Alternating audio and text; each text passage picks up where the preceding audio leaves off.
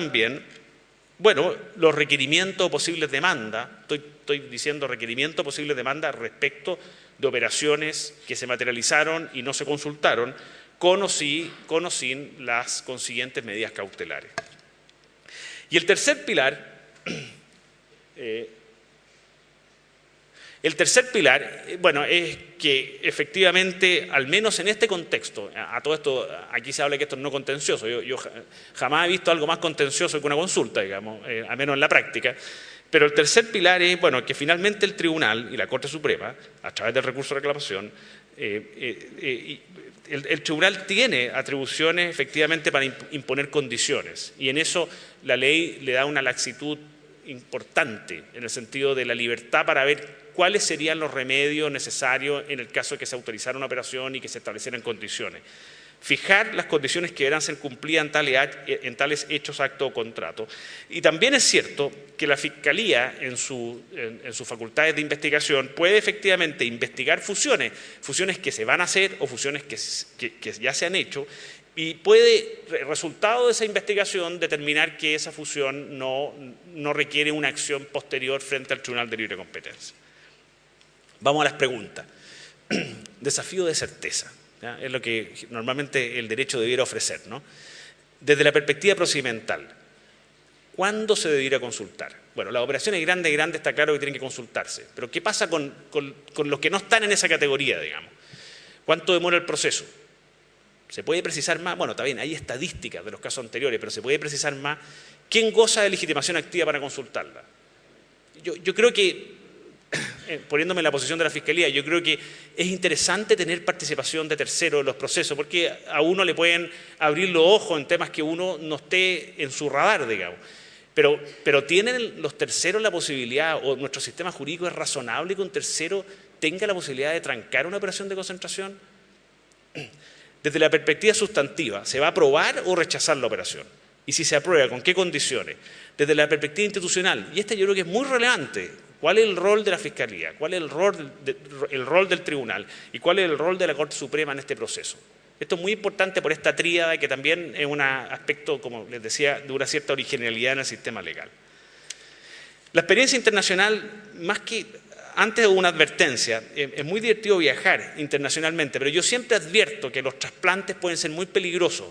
De hecho, hay personas que les gusta viajar en pedazos, digamos. Hay cosas que les gustan del sistema, entonces va a ese sistema. Después hay otras cosas que no les gustan, entonces se cambia de país, digamos. Y va viajando país por país, digamos, hasta encontrar la institución ideal, digamos, para sus intereses particulares respecto a un caso concreto. Yo creo que es bien delicado hacer eso. Pero lo que sí, y este es un viaje más o menos corto, digamos, ¿qué tan distinto es o qué tan estándar, si esa es la pregunta, es nuestro sistema respecto a los otros sistemas?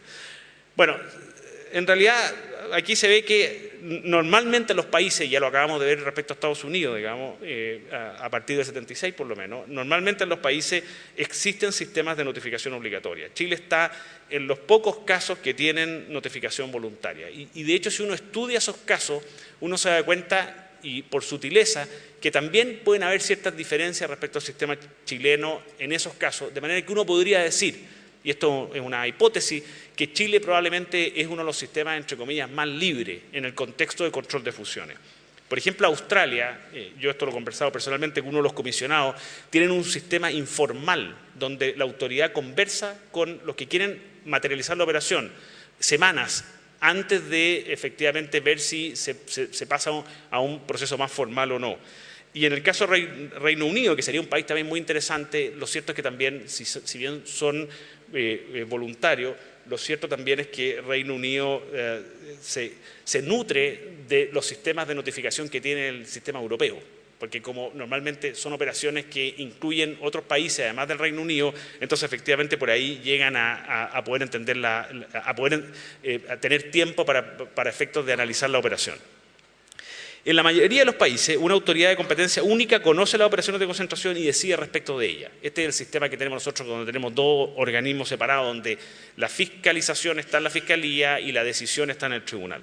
La excepción son economías con sistemas dual, como por ejemplo Canadá, Reino Unido, Sudáfrica, y ahí la agencia sirve de puerta de entrada, conociendo las operaciones que sobrepasan los umbrales de notificación y visando operaciones en fase 1, derivan a otro órgano operaciones mayores o menos riesgosas, quien lleva a cabo el análisis más complejo, fase 2, y decide. Y salvo en Chile e Israel, países consideran una revisión de la operación en fases secuenciales. Eso también es relevante porque uno va profundizando el análisis de la operación a medida que van tendiendo o van pasando ciertas etapas. La fase 2 se reserva para operaciones más complejas o riesgosas para la competencia. La comparación de países, bueno, ahí está Chile, esto lo voy a tener que dejar porque no tengo tiempo. Y en el tema de los plazos también es que hay una lista de plazos predecibles. Ahora, ojo con el tema de la lista, porque hay muchas quejas sobre el tema de los plazos en Chile. Yo les puedo decir, como estándar internacional, el tribunal o los procesos frente al tribunal demoran bastante pocos, porque uno tiene que considerar el proceso completo, y el proceso completo termina justamente ante la Corte Suprema y ahí se cierra. Si ustedes hacen la comparación, normalmente los otros países cuando hablan de plazo, hablan de sus plazos en sede administrativa, pero no incluyen los recursos frente al organismo judicial, de manera que es bastante eficiente en términos de tiempo el sistema chileno. Vamos a la parte importante, que me queda poco tiempo, entonces eso es mejor. ¿Cuál es el desafío? ¿Estamos cómodos con el sistema chileno? En lo que tenemos, digamos, pero estamos cómodos. El control obligatorio tiene beneficios. Hay una mayor certeza respecto a las operaciones sujetas a control, hay una mayor certeza sobre los criterios sustantivos, hay una mayor certeza sobre los plazos y se evita también esta regulación ex post, lo que acaba de hablar mi antecesor, esto de unscramble DX, eso puede ser muy complicado de hacer, digamos, y realmente puede ser una pesadilla para las partes que ya han materializado una operación, digamos. Pero también puede tener costos.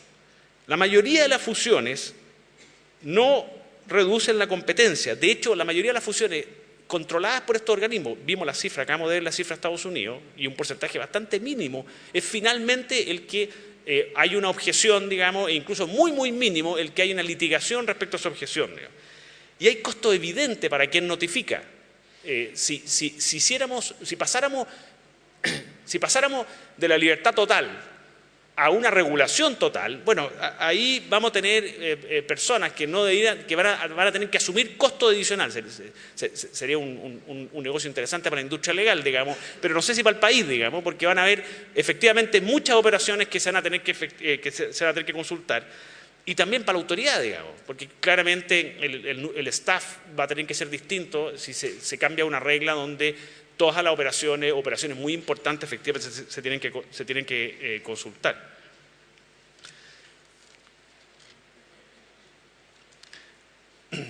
Esto ya es más bien una opinión, digamos, y es bastante evidente. Bueno, lo que uno quisiera son más reglas quizás, ¿no? Unas reglas más precisas, ¿no? Que otorguen más certeza. Quizá en ese sentido uno necesitaría reglas, más reglas en esto. Ahora, esas reglas tienen que ser, de nuevo, sensatas, tienen que ser simples, tienen que ser claras, tienen que permitir cierta flexibilidad. Se tiene que evitar disuadir las fusiones beneficiosas, se tiene que evitar también permitir fusiones dañinas. Y esto no es fácil, porque aquí sí que tiene que haber un trade-off, digamos, entre ciertos valores, y mirando el tiempo de por medio para poder hacer un sistema que sea efectivamente, bueno, mejor que lo que estamos detectando, que podría ser una falencia en el sentido de que el sistema otorgaría demasiados niveles de incertidumbre, el actual. El estándar, yo creo, como Fiscalía también, creemos que el estándar debiera ser restrictivo, el control debiera basarse en argumentos de competencia y no de otras políticas públicas. Si hacemos que la política pública, que pueden ser válidas, digamos, pero lo que pasa es que ahí nos complicaría mucho el análisis de los procesos de fusiones, mantener el proceso competitivo como forma de llegar a la maximización del bienestar del consumidor, y también el tema de la confidencialidad, el resguardo de la confidencialidad. Esto es muy relevante. Ahora, por el lado de la Fiscalía, las empresas tienden a decir que todo es confidencial, porque les sale gratis, digamos. Yo creo que tampoco esa es la idea.